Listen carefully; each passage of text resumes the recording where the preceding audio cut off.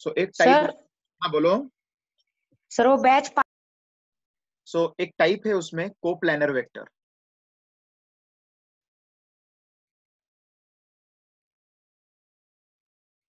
अब कोप्लानर नाम से पता चलता है, प्लेन। प्लेन मतलब आपको पता है ना, देखो ये एक प्लेन है।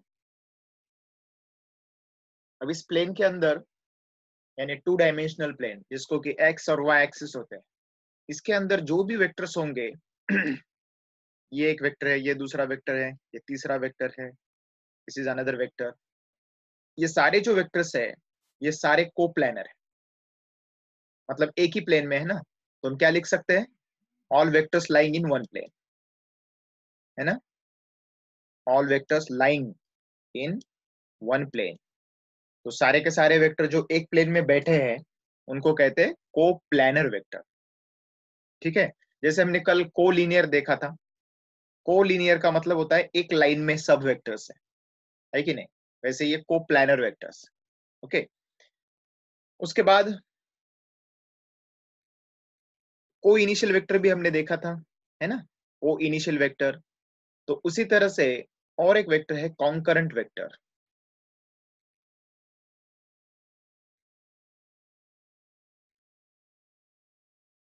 कॉन्करेंट वेक्टर नाम अच्छे से याद रखो, क्योंकि क्वेश्चन जब सॉल्व करते हैं, कोई कंसेप्ट जब आता है तब आपको ये पता होना चाहिए। तो कॉन्करेंट वेक्टर का मतलब ये होता है एक ही पॉइंट से या एक ही पॉइंट पे एक्ट होते हैं। अब देखो ये ऐसे है, समझो ये वेक्टर हमने यहाँ पे दिखाया, तो भी ये वेक्टर हम पीछे ले सकते हैं। As I told you yesterday, ये वेक्टर को हम शिफ्ट कर सकते हैं, है ना। वेक्टर को शिफ्ट करने की प्रोसेस क्या है, उसको ऐसे शिफ्ट करो कि उसकी डायरेक्शन चेंज ना हो। आप वेक्टर को कहीं पे भी लेके जा सकते हैं, but the rule is that you don't, you cannot change direction. बस डायरेक्शन नहीं चेंज करना है उसकी और उसकी वैल्यू भी चेंज नहीं करना है, डायरेक्शन और वैल्यू। तो यही वेक्टर हम थोड़ा पीछे लेके यहाँ पे अटैच कर सकते हैं। तो ये सारे के सारे वेक्टर कैसे हैं, कॉन्करेंट वेक्टर। ये भी, ये सारे कॉन्करेंट वेक्टर्स हैं। सो कॉन्करेंट मतलब what, their effect starts at one point, मतलब acting at one point, acting at या एक्टिंग फ्रॉम वन पॉइंट। तो एक ही पॉइंट से एक्ट कर रहे हैं तो वो कॉन्करेंट वेक्टर्स है। क्लियर हो गया पॉइंट। और कोप्लानर मतलब एक ही प्लेन में जो रहते हैं उनको कहते हैं कोप्लानर। ओके, चलो अभी उसके बाद नेक्स्ट पॉइंट देखते हैं। देखो एक इंपॉर्टेंट पॉइंट है पोलर वेक्टर। ठीक है,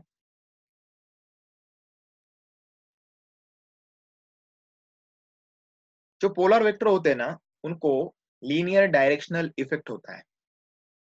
these are the vectors having linear directional effect.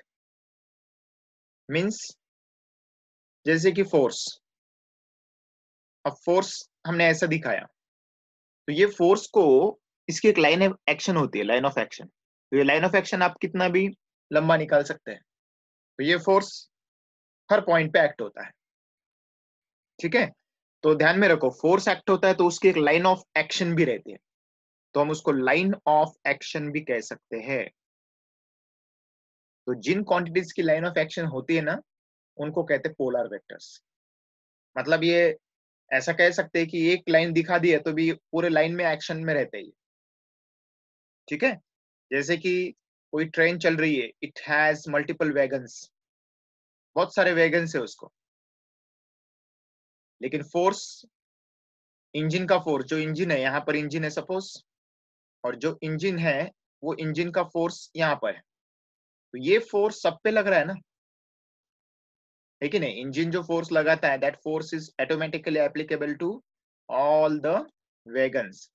तो जो भी फोर्स इंजन लगाता है that is okay. So it's running, polar vector अभी चल रहा है, मैं आपको बता देता हूँ। ठीक है, तो देखो अभी ये ट्रेन चल रहा है, ये ट्रेन का जो फोर्स है वो फोर्स इंजन लगाता है, लेकिन ये फोर्स इसके ऊपर भी लगता है, ये फोर्स इसके ऊपर भी लगता है, ये फोर्स यहाँ पर भी लगता है, यानी इसका एक लाइन बन गया ना, समझ गए। तो जिसका लाइन कंटिन्यूअस रहता है मतलब फोर्स या कोई भी क्वांटिटी रहने दो, उसकी एक्शन पूरे लाइन में रहती है, that is called polar vector. तो पोलर का मतलब क्या हुआ फिर, जिसको पोल रहता है। पोल मतलब देखो ये पूरा पोल है उसका, ठीक है, लाइन ऑफ एक्शन। तो फोर्स पोलर वेक्टर है, क्यों? क्योंकि फोर्स एक ही जगह पे एक्ट नहीं होता, वो पूरे लाइन में एक्शन में रहता है। तो समझ में आया अभी? पोलर वेक्टर मतलब क्या? एक ऐसा vector which is active in the line, पूरे लाइन में एक्शन में रहता है। तो दैट इज, तो इसे ये देखो अभी, लीनियर डायरेक्शनल इफेक्ट। आप एक एक वर्ड को समझिए। लीनियर मतलब लाइन में, डायरेक्शनल मतलब उसकी डायरेक्शन लाइन में रहती है पूरी, इफेक्ट मतलब उसका इफेक्ट पूरे लाइन में रहता है। So this is called a polar vector, ठीक है। तो देखो ये जो पोलर वेक्टर है, अब उसका जैसे कि और भी एक एग्जाम्पल है इसका। एक एग्जाम्पल हमने क्या लिखा, फोर्स। दूसरा एग्जाम्पल है momentum. Example number 2 momentum. Momentum आपको शायद पता न हो, तो मास इंटू वेलोसिटी। मोमेंटम मतलब मास इंटू वेलोसिटी। मोमेंटम बहुत जबरदस्त क्वांटिटी होती है। मैं इसका एक एग्जांपल आपको बोलता हूँ। आप में से कुछ लोगों ने देखा होगा, लोनार में एक क्रेटर है कि नहीं? लोनार क्रेटर देखा होगा आप में से बहुत सारे लोगों ने। लोनार में एक सरोवर है या क्रेटर उसको कहते हैं। तो ये जो क्रेटर है, ये क्रेटर आप ध्यान रखो कि ये क्रेटर बना कैसे।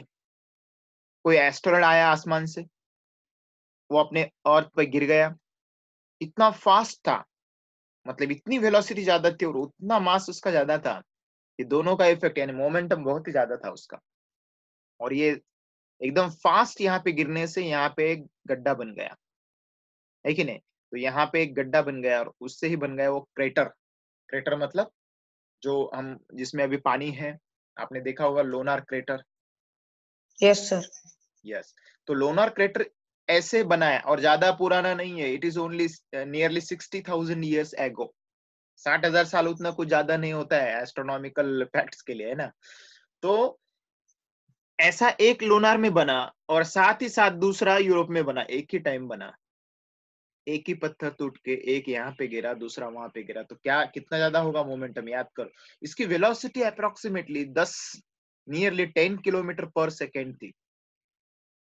इतनी स्पीड से आ रहा था वो, धाट से गिर गया तो एकदम से जमीन में 2-3 किलोमीटर का गड्ढा बन गया।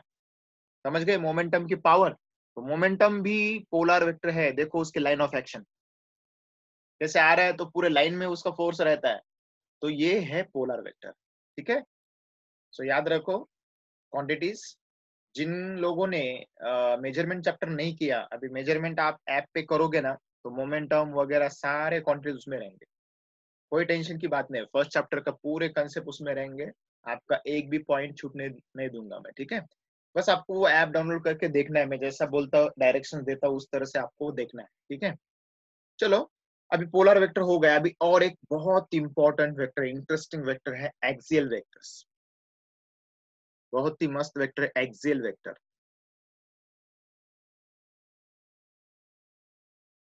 Axial vector is also called as pseudo.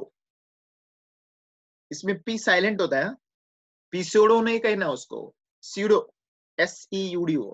तो ये जो स्यूडो वेक्टर है वो हम देखेंगे। अब देखो, बहुत इंपॉर्टेंट है, ध्यान से देखो। सपोज एक बॉडी ऐसे राउंड चक्कर लगा रही है ना? तो समझो ये बॉडी यहाँ से यहाँ तक आई, ये सेंटर है, ये हमने रेडियस ज्वाइन कर दिया। दिख रहा है डायग्राम ठीक से? ओके। तो बॉडी ए से लेके बी तक आ गई body, from A to point B. तो इतने समय में बॉडी ने एक एंगल काट लिया, मतलब यहाँ पे एक एंगल बन गया, है कि नहीं? तो ये जो एंगल दिखाना है हमें इतने छोटे एरिया में, ठीक है, लेकिन एक चक्कर पूरा हो जाता है और फिर दूसरा शुरू हो जाता है, तब तब हमें पता चलेगा कि एंगल कितना हुआ। ये हमारे सामने ए से लेके बी तक हमें दिख रहा है, अरे हाँ ए से बी में इतना एंगल हो गया, ये हमें दिख रहा है। लेकिन मुझे बताइए आप कि अगर इसने 2-3 चक्कर लगा लिए पूरे सर्कल के ऊपर, तो आपको पता भी नहीं चलेगा एंगल कितना था, बॉडी ने कितना एंगल किया पता चलेगा क्या? एग्जाम्पल बोल दो एक आपको, व्हीकल है आपकी, कोई गाड़ी है, टू व्हीलर है, फोर व्हीलर है, उसका पहिया घूम रहा है, वो कितना एंगल बनाता है एक चक्कर में? सो वन रोटेशन जब करता है, पूरा एक चक्कर लगाता है, तब वो 360 डिग्री एंगल करता है। ओके, तो मुझे बताइए, लेकिन 2 चक्कर 4 चक्कर कितने चक्कर हो रहे कुछ पता नहीं है हमको, तो उसके लिए एक नया रूल है जिससे कि हम पता कर सकते हैं कितने एंगल्स बने, तो वो है राइट हैंड स्क्रू रूल। वो क्या है, ध्यान से देखो। अभी क्या करना है, हमें एक स्क्रू कंसीडर करना है। अब स्क्रू तो आप लोगों ने देखा होगा सबने, स्क्रू, ये स्क्रू जो होता है इसको थ्रेड से रहते हैं। तो ऐसा एक स्क्रू है और इस स्क्रू को ऐसे थ्रेड से, इसे थ्रेड्स कहते हैं।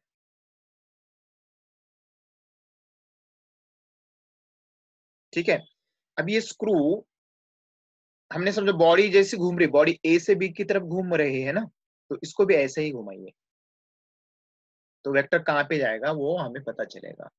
अब देखो, ए से बी की तरफ अगर बॉडी घूम रही है तो उतना ही इसको घुमाइए, स्क्रू को, है ना? तो इमेजिन कीजिए, बॉडी अगर समझो ए से बी तक घुमाना है, यानी ए पॉइंट से लेके बी पॉइंट तक, तो उतना ही उसको घुमाइए। तब क्या होगा, अब समझो ये किसी उड़ में फंसा हुआ है, लकड़ी में है, सपोज ये उड़ है, और आपने उतना ही उसको घुमा दिया, कहां से कहां तक, ध्यान से देखो, ए से बी तक। तो कहां पे जाएगा स्क्रू? किसी ने स्क्रू कसा है क्या कभी? आपको ये जनरल भी मालूम होना चाहिए। तो स्क्रू को अगर ए से बी के डायरेक्शन में घुमाया हमने, ये ए से बी डायरेक्शन जो होती है ना, ओके गुड, तो ए से बी डायरेक्शन होती है ना, ये होती है क्लॉकवाइज डायरेक्शन। क्लॉकवाइज घड़ी की तरह है ना, देखो ना, ए से बी की तरफ जा रहा है घड़ी की तरह, है कि नहीं? पहले 10 बजेंगे, फिर 11, फिर 12, फिर 1, फिर 2। क्लॉकवाइज अगर घुमाया आपने इसको, तो स्क्रू जाता है नीचे, समझ गए? तो ए से बी जितना घुमाया उतना स्क्रू उस हिसाब से नीचे जाएगा। अगर आपने ए से सी की तरफ घुमाया, मतलब थोड़ा ज्यादा घुमा दिया, तो स्क्रू और भी नीचे जाएगा। अगर आपने ए से डी की तरफ, डी तक घुमाया उसको, तो और भी नीचे चला जाएगा। समझ गए क्या? मतलब जितना आप यहाँ पे घुमाओगे स्क्रू को, उतना ये नीचे या ऊपर जा सकता है। अब सेम डायग्राम, सेम स्क्रू, लेकिन इसको एंटी क्लॉकवाइज घुमाया, तो क्या होगा? सेम स्क्रू है, हाँ, वेरी गुड, एंटी क्लॉकवाइज करेंगे तो ऊपर जाएगा, राइट। तो अब अगर इसको ऐसा घुमाया हमने, समझो पॉइंट है ई, ई से लेके एफ तक घुमाया, तो ई से लेके एफ तक अगर घुमाते हैं तो एंटी क्लॉकवाइज है, ये घड़ी से उल्टा है। और अगर घड़ी से उल्टा घूमता है तो वेक्टर, ये लकड़ी में फंसा था तो ये ऊपर चला जाएगा। तो बस दो चीज है, बॉडी अगर क्लॉकवाइज मोशन है तो उसका रिजल्टेंट वेक्टर नीचे जाता है, रिजल्ट। अगर वेक्टर ऐसे घूम रहा है एंटी क्लॉकवाइज, तो वो ऊपर जाता है। तो ये दो फैक्ट्स आप याद रखो। तो इससे फायदा क्या है अपना? इससे फायदा ये है कि हमको ये कितना घूम रहा है ये देखने की जरूरत नहीं है, वो जितना भी घूमेगा उतना इफेक्ट यहाँ पे आएगा, एक तो नीचे आएगा या फिर ऊपर जाएगा। तो ये होता है स्यूडो वेक्टर। अब स्यूडो मतलब क्या? स्यूडो मतलब जो कि एक्चुअल में होता नहीं है, या इनडायरेक्ट होता है। स्यूडो का मतलब इनडायरेक्ट भी ले सकते हैं आप। तो यहाँ पे इनडायरेक्ट कैसे हुआ? घुमा कहाँ पे रहे, ए से बी तक, स्क्रू को हम ए से बी तक घुमाते हैं, और वेक्टर कहाँ पे जा रहा है, नीचे जा रहा है। हम बॉडी को कहाँ से कहाँ घुमाए, ई से एफ तक, और वेक्टर कहाँ पे जा रहा है, ऊपर। तो इनडायरेक्टली ये घुमाने का जो वेक्टर है ये ऊपर या नीचे दिखा सकते हैं हम, एक तो ऊपर या फिर नीचे। तो समझ गए, जितना भी घुमाओगे उतना ऊपर या उतना नीचे जाएगा, और उससे पता चलेगा कि वेक्टर की वैल्यू क्या है। तो समझ में आया एक्सियल वेक्टर? एक्सियल वेक्टर मतलब वो वेक्टर जो एक्सिस के ऊपर आता है। ठीक है, तो अब क्या लिख सकते हैं यहाँ पे, देखो, it is vector which can be shown along axis. अब एक्सिस कौन सा है पता है ना आपको? बॉडी ए से बी तक घूम रही है या सी तक घूम रही है, तो उसका एक्सिस मतलब सेंटर में से जाने वाली परपेंडिकुलर लाइन। तो it is vector which can be shown along axis. देखो दिखा है कि नहीं, देखो एक्सिस की तरफ नीचे, ये भी ऊपर, एक्सिस ऊपर या नीचे। It is the vector which can be shown along axis bye rotation of right hand screw या राइट हैंड स्क्रू रूल। तो हमने अभी जो रूल बताया वो राइट हैंड स्क्रू रूल है। मतलब यहाँ पे क्या इमेजिन करना है कि एक स्क्रू है, उसको हम घुमा रहे हैं, तो कहाँ पे जाएगा, ऊपर जाएगा कि नीचे। तो इस तरह से ये होता है एक्सियल वेक्टर। अब मुझे बताइए ये वेक्टर का नाम क्या है। मैं थोड़ा अभी टफ क्वेश्चन पूछने वाला आपको। ये वेक्टर है कौन सा, नाम क्या है इसका? तो कैन एनीबॉडी टेल ये वेक्टर कौन सा है? आपको कॉन्सेप्ट क्लियर समझ में आया, नो डाउट अबाउट इट। लेकिन आप किसकी वैल्यू निकाल रहे हैं यहाँ पे? ए से बी तक घुमाने की वैल्यू। तो ए से बी तक घुमाते हैं ना, उसको कहते हैं एंगल। लेकिन अपन ए से बी, देखो ए से बी ले रहे तो बीच में क्या बनता है, एंगल। तो ये वेक्टर एंगल का वेक्टर है। मतलब क्या है, एंगुलर डिस्प्लेसमेंट का वेक्टर। तो इसका एग्जाम्पल क्या लिख सकते हैं हम? Angular displacement.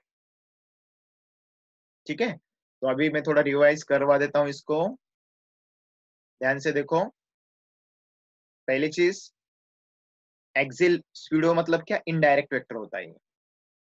एक्सियल मतलब क्या, जो एक्सिस की तरफ होता है। बॉडी राउंड घूमती है बट एक्सिस की तरफ उसका वेक्टर बनता है। चलो, इट इज द वेक्टर, एक वेक्टर होता है, okay, which can be shown along the axis. अच्छा, एक्सिस की ऊपर या नीचे होता है, लेकिन कैसे? Bye rotation. किसको रोटेट कर रहे हैं अपन? Right hand screw rule. Right hand screw rule क्या बोलता है, यहाँ पे मैंने लिखा है।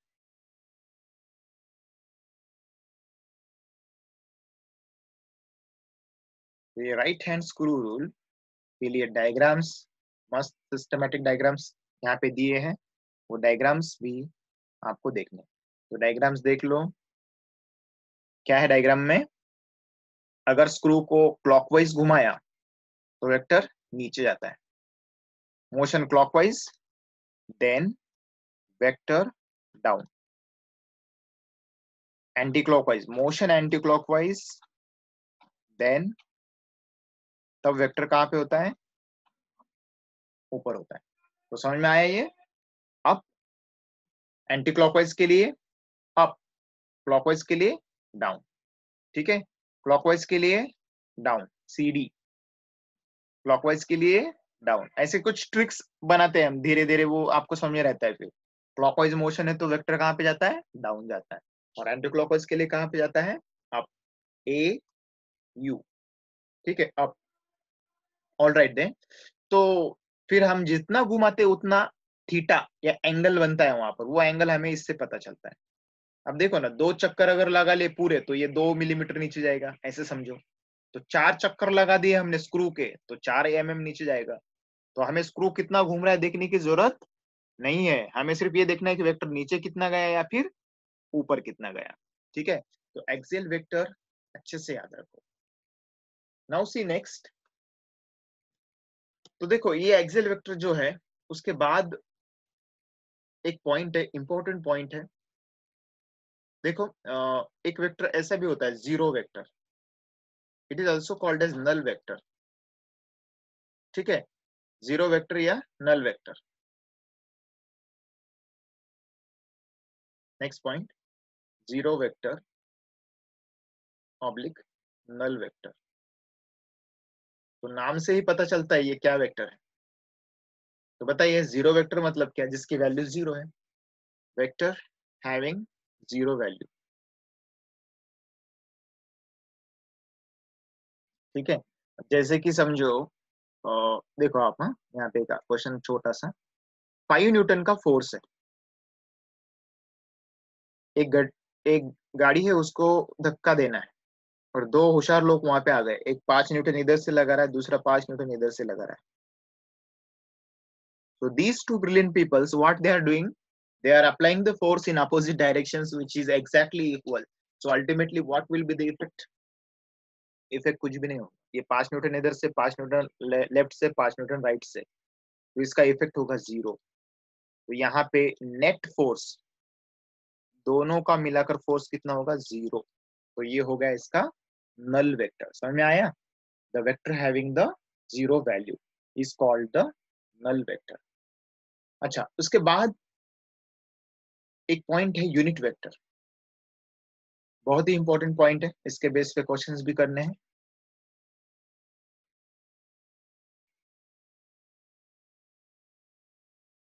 देखो यूनिट वेक्टर क्या होता है। सपोज फोर्स है या कोई भी वेक्टर है, जैसे कि फोर्स, टॉर्क, मोमेंटम वगैरह। तो एक फोर्स हमने लगा लिया यहाँ पर, और वो फोर्स 1 न्यूटन का है, तो उसे कहते हैं यूनिट वेक्टर। ठीक है, तो it is the vector having unit value. उसकी वैल्यू अगर यूनिट आती है तो that is called as unit vector. इसका आंसर 1 चाहिए। ठीक है ना? तो it is vector having value. Value को क्या कहते हैं? जो लोग कल नहीं थे वो याद रखो, वैल्यू को कहते हैं मैग्नीट्यूड। तो उसकी वैल्यू या मैग्नीट्यूड इक्वल टू 1 रहती है, तो इसलिए उसको यूनिट वेक्टर कहते हैं। जनरली ये वेक्टर दिखाना है न्यूमेरिकल्स करते समय, तो शोन बाय ऐसे दिखाते हैं, फोर्स कैप। कैसे पढ़ते हैं? Force cap. कोई दूसरा वेक्टर है, सपोज वेक्टर बी कैप या vector C cap. Generally cap से दिखाते हैं, नहीं दिखाए तो कोई दिक्कत नहीं, लेकिन कैप से दिखाया तो यूनिट वेक्टर ही होता है। तो क्या पढ़ते हैं इसको? Vector, unit vector F cap या एफ कैप। ठीक है, तो यूनिट वेक्टर ऐसे दिखाते हैं। चलो ठीक है। अब यूनिट वेक्टर फाइंड आउट करने के लिए भी कुछ क्वेश्चंस रहते हैं, लेकिन वो क्वेश्चन समझने के लिए कुछ और कॉन्सेप्ट लेने पड़ेंगे, तो वो क्वेश्चंस आप सॉल्व कर पाएंगे। ठीक है, लेकिन फिलहाल इतना याद रखो, यूनिट वेक्टर मतलब क्या है? जिसकी वैल्यू यूनिट रहती है। अब इसके कुछ फिक्स्ड पैरामीटर्स है। आपको पता है coordinate system.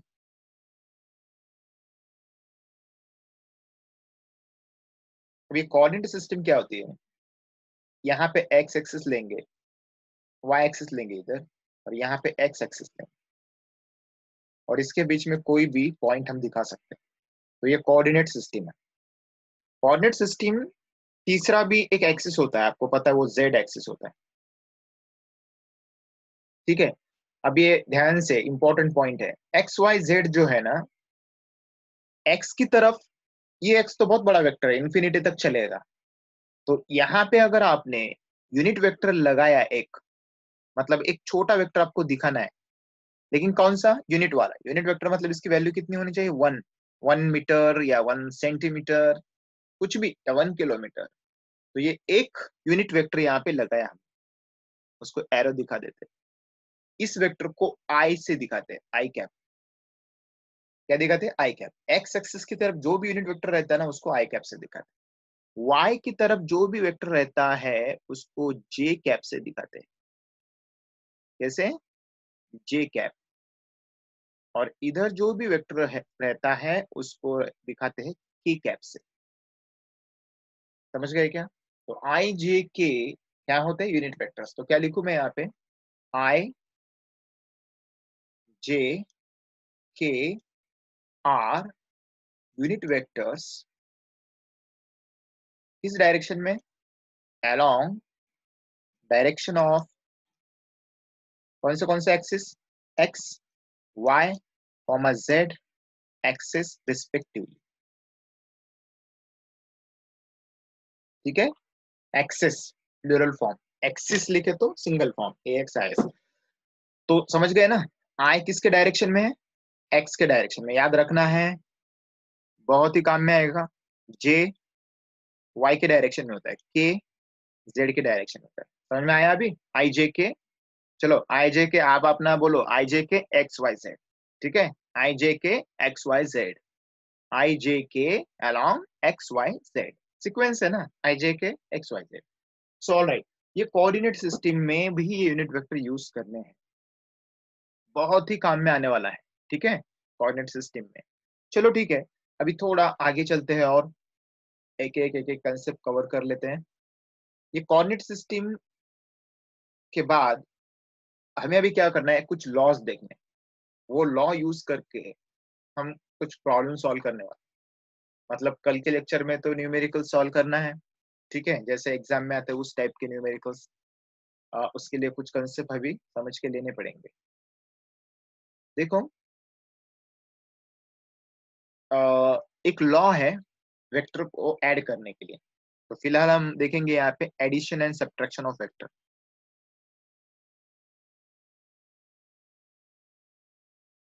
Addition and subtraction of vectors बहुत इजी है, आप भी बता सकते हैं। जैसा कि अभी एग्जांपल मैंने बताया था 5 न्यूटन, इसका 0 क्यों आया, ये अपोजिट है ना, इसलिए सब्ट्रैक्ट कर दिया। वही अगर ये दोनों लोग गाड़ी को ऐसा पुश करते, एक 5 न्यूटन वाला इधर से, दूसरा 5 न्यूटन उसके साइड से, तो फोर्स कितना बनता, तो इसका रिजल्ट कितना बनता था, 10 न्यूटन, है कि नहीं। इसका रिजल्ट कितना आता था, 10 न्यूटन। तो वेक्टर को ऐड या सब्ट्रैक्ट कैसे करना है, बहुत सिंपल है।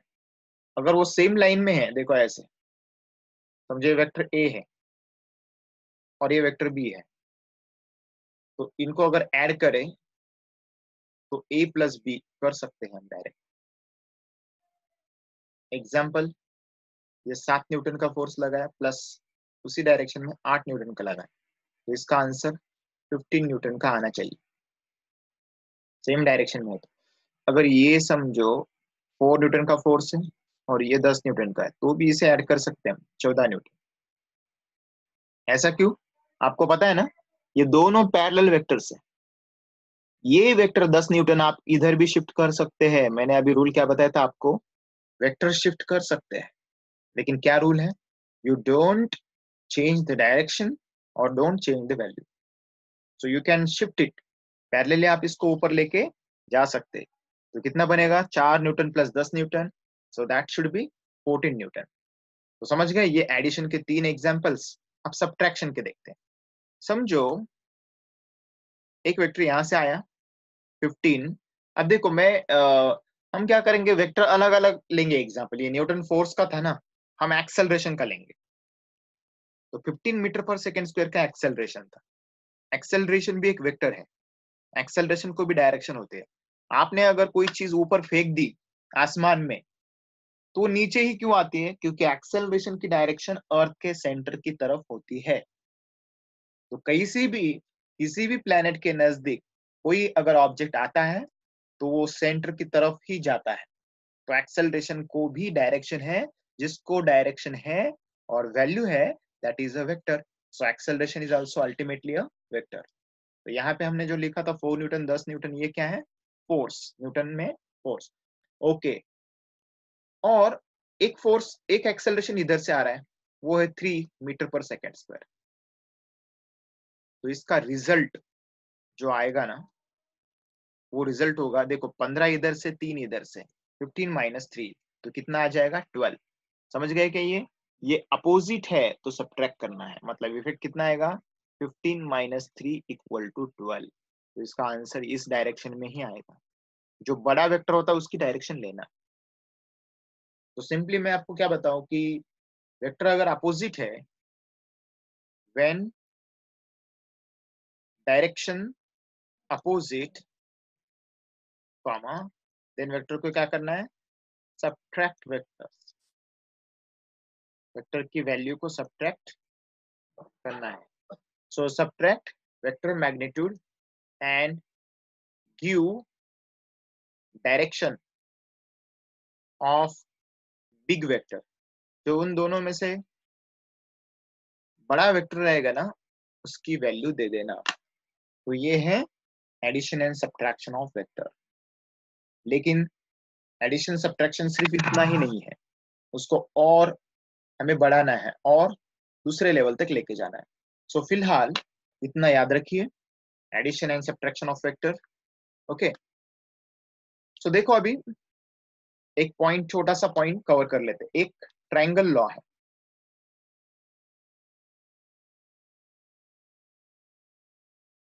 Triangle law of vector addition. तो दो वेक्टर्स अगर ऐड करने हैं तो ट्रायंगल लॉ कभी कभी काम में आता है। ट्रायंगल लॉ कैसे, देखो, अगर एक वेक्टर ऐसा है और दूसरा वेक्टर ऐसा है, तो इन दोनों का रिजल्टेंट ये तीसरा वेक्टर ऐसे आता है, ए बी पहला वेक्टर, बी सी दूसरा वेक्टर, तो ए सी तीसरा वेक्टर। मतलब क्या करना है इसको ये करना है, दो वेक्टर अगर ऑर्डर में है ना, मतलब ऐसा पहले लिखेंगे, ए बी वेक्टर पहला, पता है ना, ये कल बताया था लिखने की प्रोसेस, ए बी वेक्टर, दूसरा वेक्टर कौन सा है, बी सी वेक्टर। तो इन दोनों का रिजल्ट करेंगे, इन दोनों के एडिशन करेंगे, तो तीसरा वेक्टर आएगा जो कि पहले से स्टार्ट होगा और दूसरे के एंड पे खत्म होगा। तो इसका रिजल्ट क्या आएगा, ए सी। ये है ट्रायंगल लॉ। अब जैसे कि समझो हमने वेक्टर, ये वेक्टर लिया, समझो ये वेक्टर है पी, ओके, और दूसरा वेक्टर कहीं पर भी रहने दो, अभी कहीं पर भी कैसे भी रहने दो, समझो ये वेक्टर है क्यू, ठीक है, तो पी और क्यू वेक्टर है, तो हमें क्या करना है, ओके, चलो देखते हैं अभी इसका। एक पी वेक्टर इधर से आ रहा है, एक क्यू वेक्टर इधर से आ रहा है, तो पहले तो क्या करना पड़ेगा, हमको शिफ्ट करना पड़ेगा। शिफ्टिंग का प्रिंसिपल पता है ना, क्या लिखो यहाँ पर, vector can be shifted, can be shifted such that, कैसे शिफ्ट कर सकते हैं, डायरेक्शन इज पैरेलल, हाँ उसको पैरेलल ले सकते हैं, ऊपर नीचे कहीं भी ले लो लेकिन पैरेलल, एंड वैल्यू उसकी चेंज मत करो, वैल्यू सेम। तो बोलो ये वेक्टर शिफ्ट कर सकते हैं यहाँ पर, मैं इसको डॉट डॉट में लिखा था, देखो ये वेक्टर क्यू ही है, सेम टू सेम है ना, देखो लेंथ भी सेम है और डायरेक्शन भी सेम है, पैरेलल है, बस। अब ट्रायंगल लॉ क्या कहता है, एक वेक्टर इधर से आता है, दूसरा वेक्टर उसके बाद शुरू होकर खत्म होता है, तो इन दोनों का रिजल्टेंट क्या होना चाहिए, ये तीसरा वेक्टर, तो ये इनका रिजल्टेंट है। वेक्टर आर इक्वल टू क्या लिख सकते हैं, वेक्टर पी प्लस क्यू। अब इसका थोड़ा डिटेल्स यहाँ पे लिखने हैं, बाकी अपन एग्जांपल्स वगैरह कर ले सकते हैं इसके, लेकिन अभी थोड़ा डिटेल लिखेंगे इसके। देखो तो ये दो वेक्टर्स है, two vectors are shown by two sides taken in order, समझ गए क्या। अब ऑर्डर में मतलब कैसे, देखो ये ऑर्डर में A B and B C are in order, A B and B C are in order, order में मतलब पहला खत्म होता है, दूसरा स्टार्ट हो जाता है, इसी को ऑर्डर कहते हैं। If two vectors are shown by two sides taken in order, then उसकी रिजल्टेंट, रिजल्टेंट मतलब टोटल है, उसका total is third side. Third side start कहां से होते हैं, starting from initial point, initial point मतलब शुरुआत का, of first vector and ends at, and कहां पे होता है, देखो and final point of second vector, okay.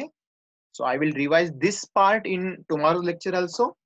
तो आप एक काम करो, इसके स्क्रीनशॉट्स निकाल लो पहले, तो आपको ये लिखने में इजी हो जाएगा। चलो बी क्विक, ये फर्स्ट हो गया स्क्रीनशॉट, सेकेंड, सर हाँ बोलो, कॉन्करंट वेक्टर आणि कोइनिशियल वेक्टर मधला डिफरन्स सांगा ना सेम एकदा. सेम, कॉन्करंट कोइनिशियल सेम ही है, हाँ?